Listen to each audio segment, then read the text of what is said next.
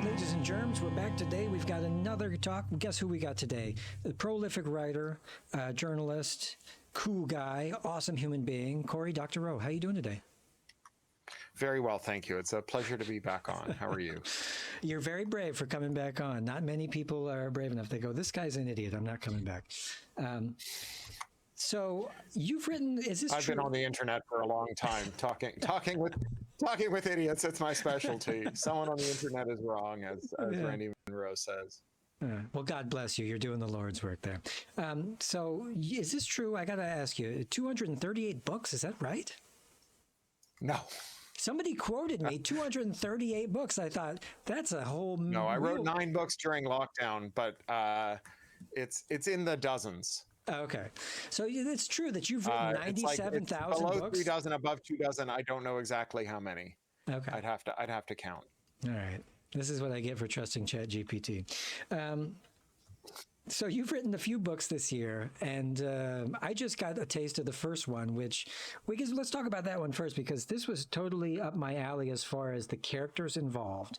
You had, you're talking about chuds in the not too distant future. Is that right?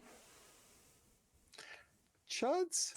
Like, Not really chuds. Well, these anti-immigrant sort of geriatric old guys that. Oh, so a chud is from a movie. It's like corrupt human underground dweller or something. Oh yeah, it's no, not the from an old horror 80s. movie. Yeah, no, not the 80s chud, like the nuanced new Twitter chud, which is just slang for. Oh, I see. It's like no, it's a book about the people who lose the just revolution to transition to a Green New Deal. So and what happens, because I mean, there you are in Germany. People who lose a just war do not dig a hole, crawl inside, and pull the dirt down on top of themselves. They're still around, and Truth and Reconciliation takes you so far, but not all the way. See AfD. I think we spent a lot of time imagining a climate apocalypse where those people are in charge. But I don't think anyone had ever written a climate apocalypse where those people were the counter-reformation, right? Where they were the losers but still around because they're not going to disappear. And, a movement that is oriented around changing the status quo, like the movement we have today to do something about the climate emergency, may not find it easy to become defenders of a new status quo when they win. Those are foundationally different stances.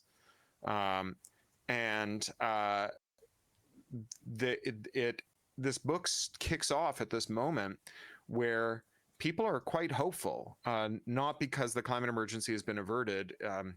We have locked in place certain catastrophic events in the future, but they don't have to be disasters, right? The seas are going to rise. The zoonotic plagues are going to be triggered by habitat loss. There will be wildfires and floods.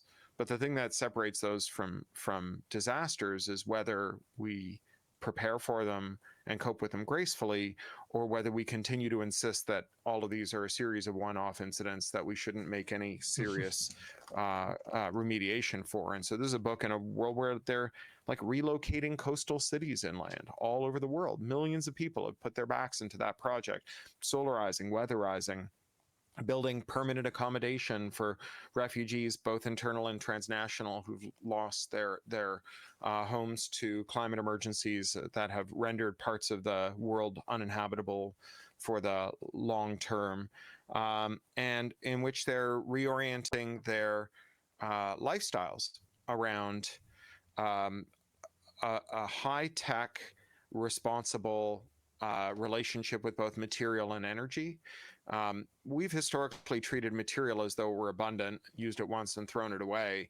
And we've treated energy as though it were scarce, particularly when it comes to building things using the extra energy needed to make sure that they can gracefully decompose back in the material stream when we're done with them. We don't want to use that energy because the material is abundant and the energy is scarce.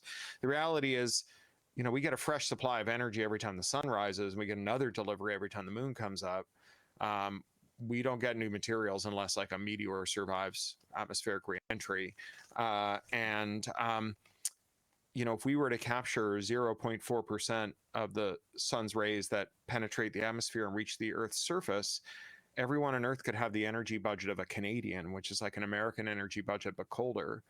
So, it's a very amazing way of thinking about the future, but it requires that we really think hard about what we're going to do with our materials. So they've embraced things like library socialism, where instead of living a foundationally impoverished material life, where everyone like me, I own a house, I live on the outskirts of Los Angeles, and I have to make holes in my walls a couple, 3 times a year. So I have a drill I call the minimum viable drill that sits in a drawer here.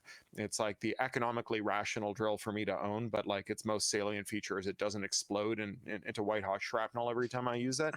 There's not really any good reason for me to own that drill. The fact that everyone in my neighborhood owns that drill for themselves is not a mark of material abundance and comfort any more than a world in which everyone walks around with their own roll of toilet paper because the toilets don't have toilet paper when you need them is a world of abundance. Even if there is enough toilet paper for everyone to have their own roll, that is not an abundant world.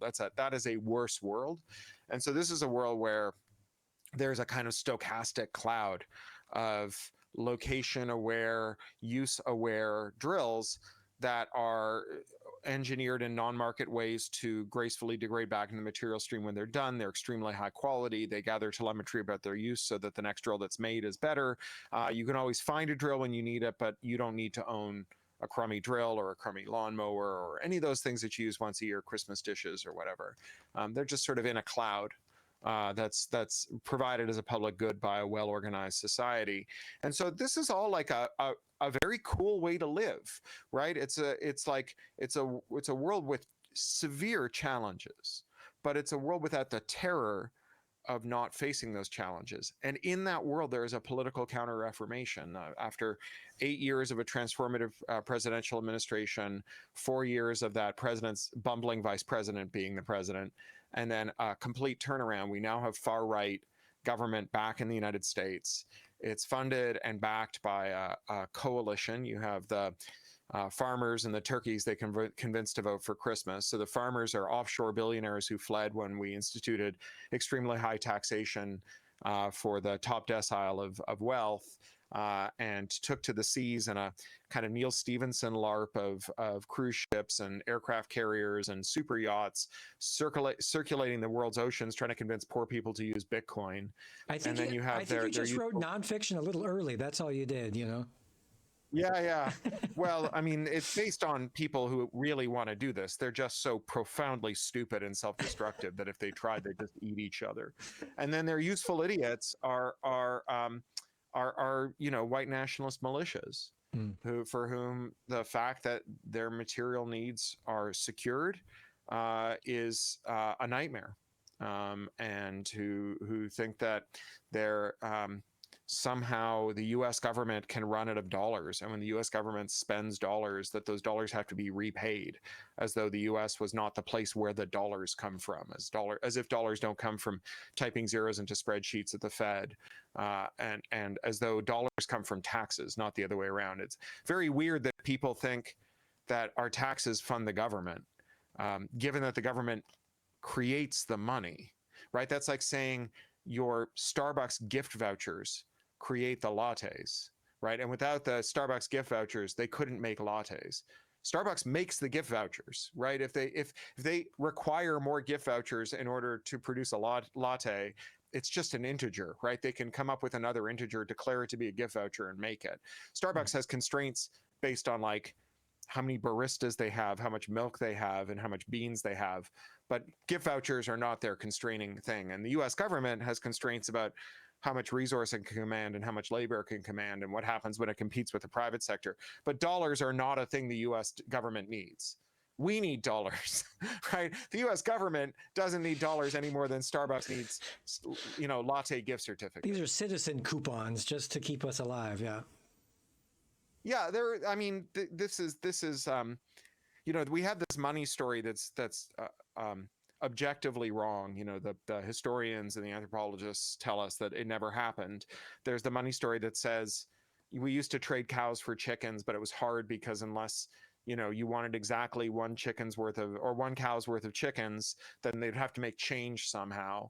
and that didn't work. So we all spontaneously chose gold, and then the government started to take our gold away, and that's completely backwards.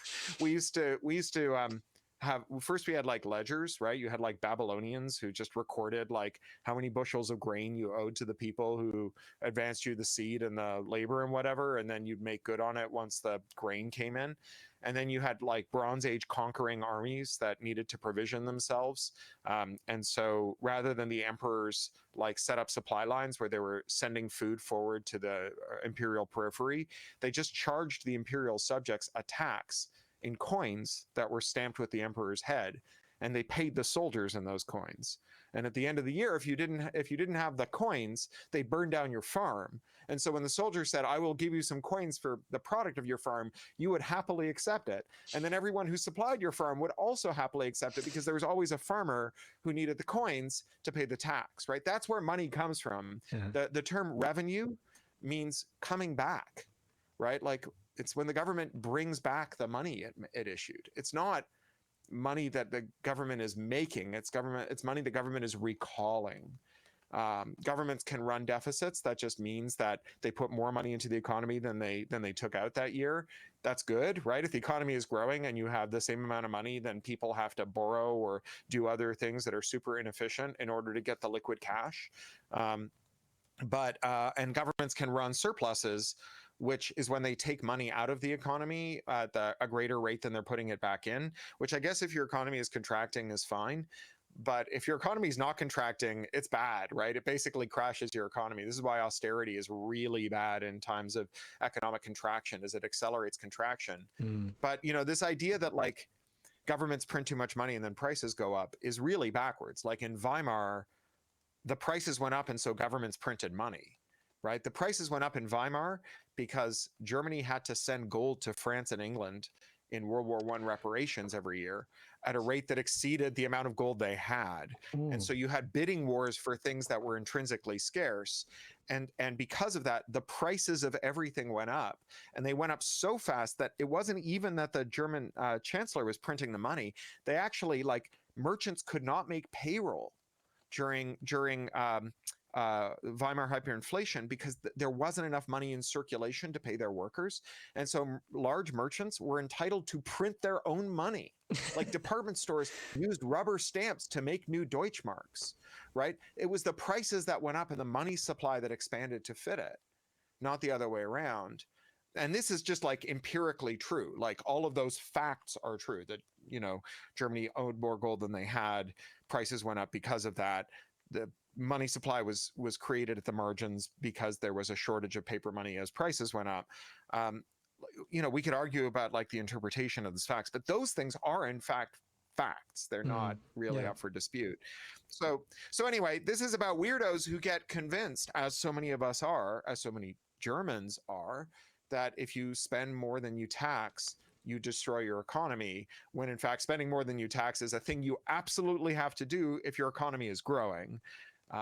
Otherwise, you end up with just like deflation, and then nobody wants to spend money. Like if a euro is worth twice as much tomorrow as it is today, why would you spend it? Right? Just like anything you could you discretionarily need to spend, you should just wait. Right. And then the entire economy goes into vapor lock because nobody wants to spend money if prices are going down. Right. They just wait as long as they possibly can. Yeah. Well, it's another kind of austerity. Right. So like printing money is neither good nor bad. You should just make enough money to provision the public purpose. And sometimes that public purpose requires that you do what's happening in this book, which is do a whole shit ton of infrastructure spending, right? Like educating people, building roads, building factories, building railroads, remediating Superfund sites and so on. All of these things increase the supply of goods that are for sale and the services that are for sale within a government's territory and make them available for governments to procure, right? You can only procure things that are for sale in your money. But like if you build a energy plant, then energy is now for sale in your money, right? If you create a solar panel plant, then now solar panels are for sale in your money, and governments can buy as much or as little of the solar panels that are being built within its borders. Sounds like the future has a bit of a Marxist flavor to it, out of necessity. Well, Marxists aren't. This is Marxist adjacent. It's called modern monetary theory. There's lots of Marxists who are modern monetary theorists, and lots of Marxists who don't believe in it. But definitely, like, I do believe that reality has a completely unfair leftist bias, and that I'm sorry for my conservative friends that they have to deal with that. But certainly, yeah, like the idea that states can do things is definitely a part of this future, and that things that markets aren't good at shouldn't be done is not an orthodoxy that I think will take us to a sustainable future where most of us survive. I think if we only do things markets are good at, we'll all be dead. So there's definitely things that are done in non-market ways. But you know what? There is like not that they're my friends or anything. There is a current on the right now that believes that. There's a whole bunch of trads who are, into doing things like creating unions and reigning in monopolies for completely different reasons. Some of them are hyper nationalists and they want to create national capacity, and so they're willing to pursue industrial policy. Some of them are like other kinds of trads, like they want to return to one income nuclear family households, and to do that you have to increase wages of presumably male breadwinners. But there's like a burgeoning current, and like Orban and Trump and those people, they're not part of it. They're not the center of it, but they're within that current. There's a whole bunch of these weirdo trads who are like anti-corporate. They're like pro-rich guy and pro-oligarch, right? They're just anti-corporate. Weird. Don't the two go hand in hand? I mean, they can, but they're not.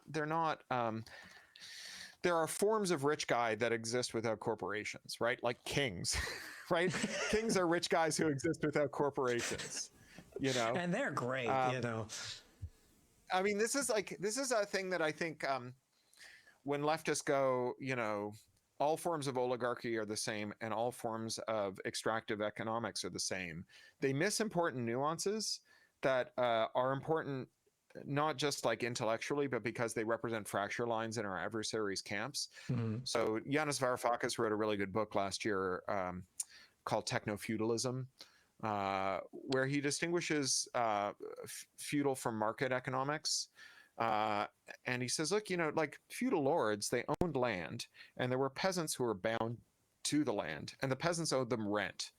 And that rent was not subject to competition. If the next lord's peasants were better at working the land, your rent didn't go down, and you made money no matter what, and workers had to work for you, but they owned the means of production, right? Like, in fact, that was an advantage. Just like, Uber drivers have to provide the car, peasants had to provide their agricultural implements, but they still owed you rent no matter what, right? And that is distinct from entrepreneurs, capitalists, who provided capital, demanded the end of peasants being tied to the land because they wanted peasants to be proletarianized, kicked off the land, and therefore forced to seek wages in factories, and who wanted to turn the land over to industrial inputs, sheep for textile mills. They were the enemies of the landlords, right? Early capitalist theorists like Smith hated landlords because they saw the landlords as like a drag on entrepreneurs. Landlords are anti-growth, right? Landlord growth comes from conquering other territories, right? It doesn't come from improving production. Capitalist growth comes from improving production. Both of them extract the fruits of that growth from labor, right? But the capitalist wants the laborer to be more efficient, right? Whereas the landlord just wants to get their rent. If you own like a cool corner storefront in like the Kreuzberg, and you have a cafe that pays you rent, and another even cooler cafe opens across the street and drives your cafe out of business, your tenant's cafe out of business, right? You as the landlord are now better off because your shitty cafe tenants are out of business, and you can rent that storefront to someone who's really excited to sell, I don't know, upcycled like vintage denim to people who are in line for the cool coffee shop, right? landlords, it's heads they win, tails you lose. Entrepreneurs are at each other's throats. Every entrepreneur wants to be a landlord, right? Every entrepreneur would like to switch from making profits to making rents. Sure. Because competition keeps you up at night. And Landlords get to buy red trousers from the. Yeah, landlords are the ultimate parasitic thing, while capitalists still might treat their employees well to keep them going for an extended period of time. Yeah, maybe. I mean, that too, but it's just that landlords aren't subject to competition. That's the key insight. Is rents are incomes that are not independent of competition. And of course, every economy has both rents and profits, right? There were people who bought and sold things and made things in the feudal era, right? The distinction between a feudal society and a capitalist society is not whether there are landlords and whether there are industrialists or entrepreneurs. The distinction is what happens when they come into conflict. That's what tells you what kind of society you live in. So take the Eastern District of Texas, where the patent trolls set up their fake headquarters and then sue giant tech companies for fake shitty patents, right? I have a patent on, tapping a phone screen, right? And then I'm going to sue Samsung over it. Well, Samsung is mostly they're capitalists, right? They make things. The numbered LLC with a shitty patent, headquartered in a post box in a dusty, empty building in the Eastern District of Texas, they're a rentier. They're a rent extractor. When the patent troll sues Samsung, if the patent troll wins, that is a victory for feudalism, and if Samsung wins, that's a victory for capitalism. I'm not saying that either one is better for workers or better for society, but if you want to transform a society, you need to know what it is. You need to know where its fracture lines are. And so, that this is, the lost cause is a world in which you have rentiers, would-be feudalists, who are masquerading as capitalists. Bitcoin is a very feudal grift, right? Because the idea of Bitcoin is that early adopters amass portfolios of coins, and then other people, once the coins are adopted as a form of currency, which is to say a store of value, a unit of account, and a unit of exchange, once they're adopted as currency, then you have to procure your Bitcoins in order to do business in the world. Right. And so you have to buy the Bitcoin. So so imagine if instead of dollars flowing into the economy by the US Treasury writing checks to government contractors and employees, and then them filtering out from there and people on benefits and whatever. Imagine instead if you had to trade things of value in order to get your money, in order to get things of value, right? If before you could spend money, you first had to do some work or give something away to a feudalist whose role in the economy was to own a portfolio of Bitcoins, right? That is a feudal arrangement, right? That's the Web3 vision, right? It's like the internet now, except doing anything costs pretend money, and you can only get the pretend money by giving someone real money. So first you give someone real money, and then they give you the right to go and do stuff, right? Click your mouse, right? That's Web3. It's an internet where you pay rent to do stuff. It's kind of dystopian middleman between you and trying to just live your life and make exchanges of goods and services. Yeah, I mean, there's nothing wrong with intermediaries. The difference between an intermediary and a rent seeker is about capacity. So, in the Internet Con, which is the other book I wrote recently, you said Lost Cause is the first of the books I wrote during the lockdown. It's the fourth of the books I wrote. So the first one was How to Destroy Surveillance Capitalism, then Choke Point Capitalism, then Red Team Blues. You must have calluses on your rear end, I swear, just at that keyboard all the time. Yeah. Well, I hang out in the hammock most days. I only sit in my office for Zooms. But I live in Southern California. It's good for that. So this is like the Internet Con, I think, was the fifth of my lockdown books. And then that my sixth lockdown book was Lost Cause. So the Internet Con is about how the internet transformed into 5 giant websites filled with screenshots of text from the other 4, and how useful intermediaries became rent seekers. Because intermediation is fine. When we were like, oh, we're going to disintermediate the world with the internet, what we meant wasn't that we were going to get rid of intermediaries per se, right? Like that, when I was a kid growing up in Toronto, there was a writer I loved. He was a street author called Crad Kolodny. It was his pen name. And he would stand on the street selling these books he wrote and printed and bound himself. And he would wear a sign around his neck that said, "Very famous Canadian author, buy my book." Or sometimes he just had a sign that said, "Margaret Atwood." And God bless Crad. He was amazing. He would secretly record drunks that harassed him and sell cassettes with best ofs of his like snappy dialogues with weirdos in the middle of the night on the sleaze strip outside the strip bar. Like he was great. He was just great. But there are authors out there with things to say who are not capable of doing that. And I'm okay with there being like booksellers, distributors, editors, printers, typesetters, proofreaders, like those are fine. And the difference between those being intermediaries and being rent seekers is how much power they have. And what has happened is that the intermediaries of the internet amassed power. They amassed it first by being able to trample our historic competition laws. Historically, we didn't let companies buy their rivals, and we didn't let them fence new market entrants out by selling goods below cost. So think about Uber.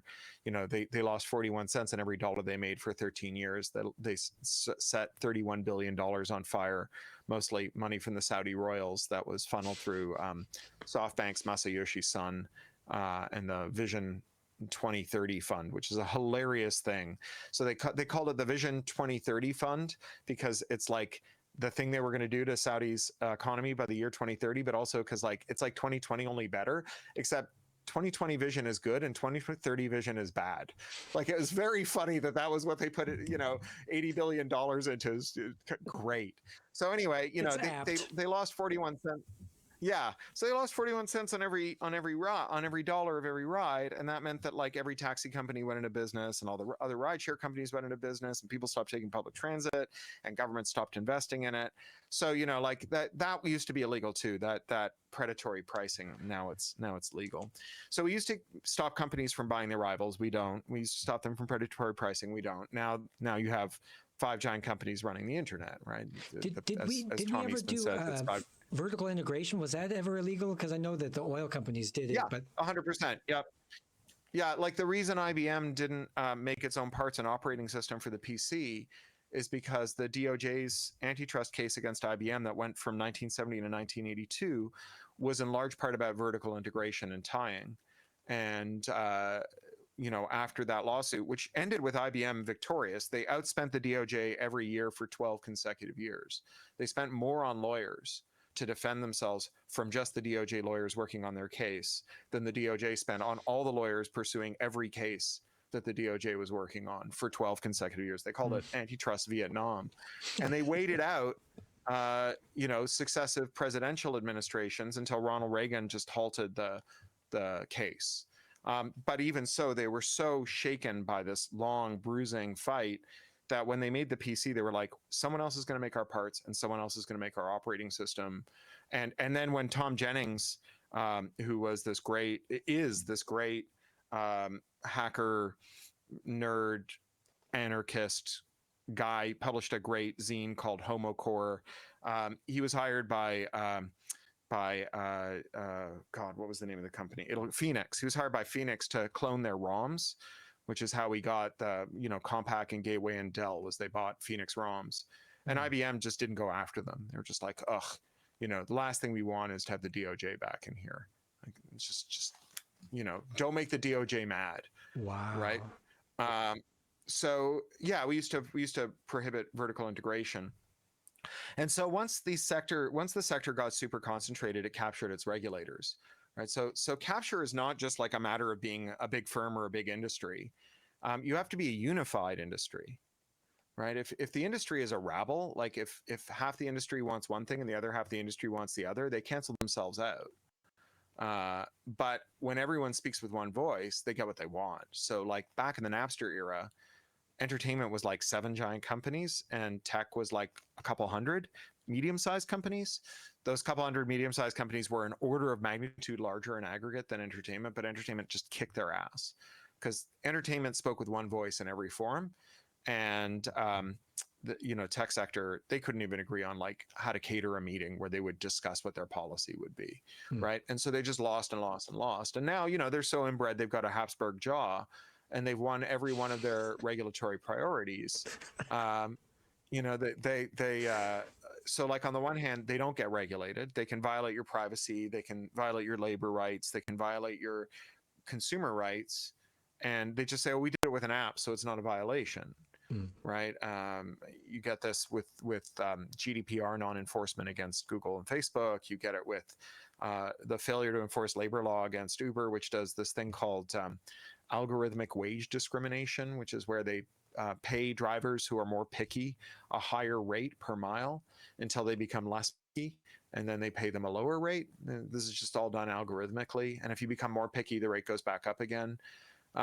And so this is a way to like get you to give up whatever your side hustles are that let you be a picky driver and become totally dependent on Uber, and then they just drop your wage down to starvation wage, and it's too late. You've given up everything else. So that's illegal, right, in other circumstances, but tech can do it. And one of the reasons they can do this is because tech is different. Like there are some exceptional things about tech, although tech exceptionalism per se is not good. Like tech is very flexible, right? Like the most kind of wicked coal boss that Tennessee Ernie Ford ever sang about would have loved to have paid his miners differentially based on this kind of algorithmic oversight. He just didn't have enough clerks in green eye shades to like change the payroll from minute to minute, right? It was just like too cumbersome. So tech has got this like nimbleness. Now, hypothetically, that cuts against tech. Like hypothetically, you could have a bot that filters out all of the Amazon pay for play items. So if you click the first item on an Amazon search, on average you pay 30% more than the best deal on Amazon, right? Because that's a paid spot. If you pick out of the first 2 rows, I think it's on average 20%. You have to go, I think, an average of 17 spots down before you get the best deal on Amazon. Amazon makes $38 billion a year charging for pay for placement, right? So you could make a bot that just like crawls Amazon and figures out what the good deal is and filters out the algorithmic pricing stuff and whatever. Drivers could build like effectively like an app-based union where they automatically all refuse Uber rides until the price per mile goes up. It just connects all their phones and doesn't allow rides. Or drivers and riders could have a second app on their phone, and when I page an Uber, it would check to see whether we both have that app on. That would be like a co-op app, and if we do, it would tear down that ride as an Uber ride, cancel it, and rebuild it as a co-op ride where we just cut Uber out of the loop, right? Like there are all kinds of things we could build, but this is where tech's capture comes in, because not only have they managed to get tech under-regulated, they've also gotten it over-regulated. So that kind of reverse engineering, scraping, bots, all of that stuff, when deployed against tech, violates an entire raft of laws.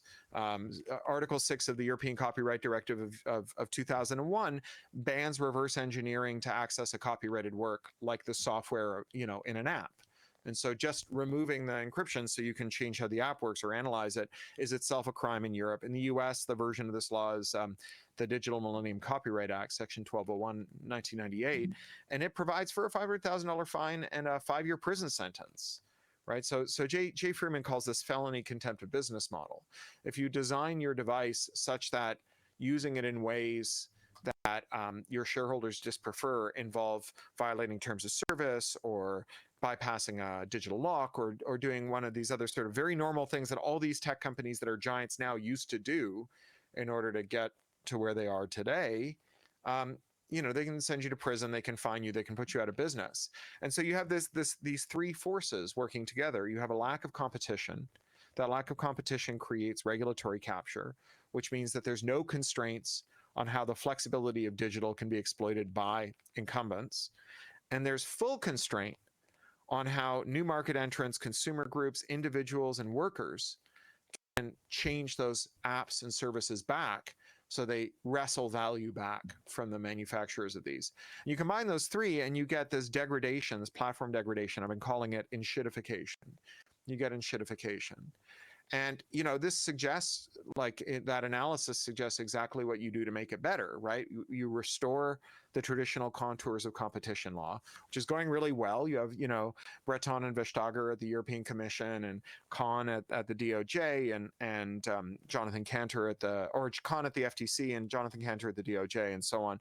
They're all doing amazing work, fighting mergers, breaking up companies, revising merger guidelines, just doing a bunch of stuff that we haven't done for 40 some years. And that's long overdue. You put constraints I was going to say, you really think that there's going to be, this is the latest and greatest in trust busting since Teddy Roosevelt. Oh yeah.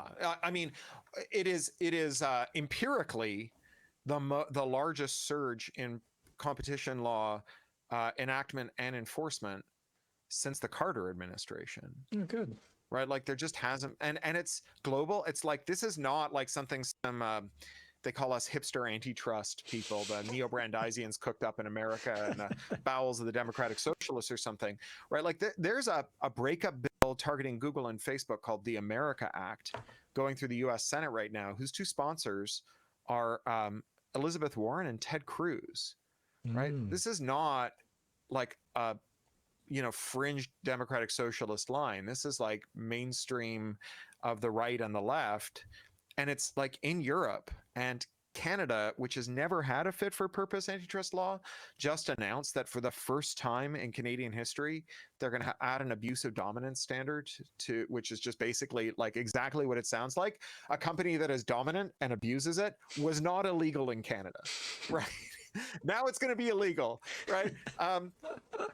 Australia, the UK, the UK has got a bill in Parliament now to finally give powers to the Digital Markets Unit at the Competition and Markets Authority, which is their antitrust regulator. And the DMU, the Digital Markets Unit, it's the largest technical unit of any antitrust authority in the world.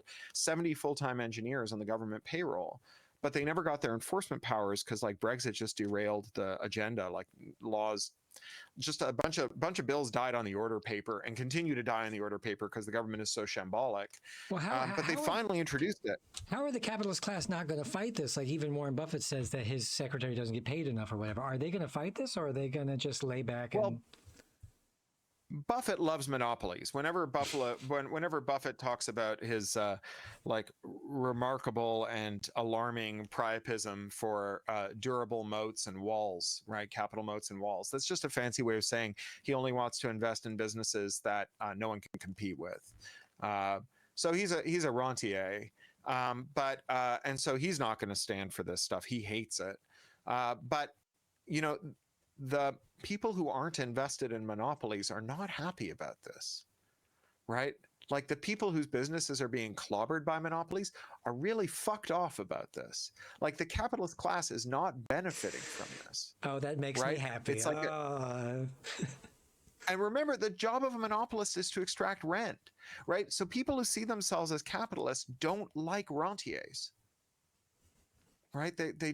They're so this is the fracture line. When people say, oh, well, capitalists, feudalists, it's just word games. They all make their money from workers. Sure, they do. But what stops unions from forming? Monopolies. Because the other side of a monopoly is what's called a monopsony, which is when there's only one buyer for a good, like labor. When there's only one buyer for labor, it's very hard to discipline them with organized labor force.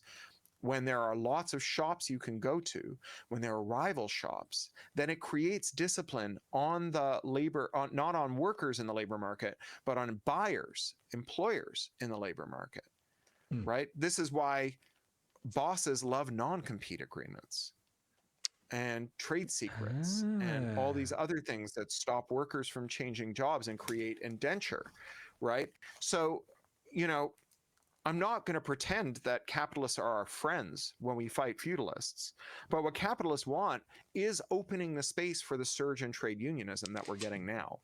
These two things are moving, as lawyers say, mutatis. So when these right Yeah, wing you know, people, like they're moving together. these right wing people start talking about how they get actually on top of corporate welfare, and then I'm like, oh shit, I actually agree with you there. And you think, Yeah. will that open up the thing for small businesses again? Will we see like the rejuvenation of Main Street if we, adopt Sure. that idea? Yeah. Firms are disciplined by four things. Tech firms are disciplined by four things, right? They're disciplined by competition. They're disciplined by regulation.